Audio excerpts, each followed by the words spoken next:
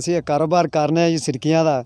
ਇਹਦਾ ਕੋਈ ਕਾਰੋਬਾਰ ਦਾ ਕਿਹੜਾ ਨਾ ਐਡਾ ਵਿਆਹ ਕੋਣੀ ਹੱਥ ਖਰਾਬ ਹੋ ਜਾਂਦੇ ਨੇ। ਬੱਚੇ ਸਵੇਰ ਤੋਂ ਲੱਗੇ ਹੁੰਦੇ ਨੇ, ਸ਼ਾਮ ਦੀ ਮਿਹਨਤ ਪੂਰੀ ਨਹੀਂ ਹੁੰਦੀ। ਅੱਗੇ ਮਾਲ ਬਹੁਤ ਵਿਕਦਾ ਸੀ, ਹੁਣ ਮਾਲ ਕਿਹੜਾ ਨਾ ਘਟਦਾ ਹੀ ਜਾ ਰਿਹਾ। TR ਕਿਹੜਾ ਗੜ ਰਹੇ ਹੋ ਗਿਆ, ਲੋਕ ਲੈਂਟਰ ਪਾਉਣ ਲੱਗ ਪਏ ਮਾਲ ਵਾਸਤੇ। ਕਿਹੜਾ ਨਾ ਇਹ ਲੋਕ ਲੈਂਦੇ ਨੇ ਤੇ ਕਿਹੜਾ ਕਾਰੋਬਾਰ ਬਿਲਕੁਲ ਥੱਲੇ ਜਾ ਰਿਹਾ ਕੰਮ। ਔਰ ਇਹ ਜਾਨਵਰਾਂ ਦੇ ਛੱਤਾਂ ਦੇ ਉੱਤੇ ਇਸਤੇਮਾਲ ਹੁੰਦੀਆਂ ਨੇ।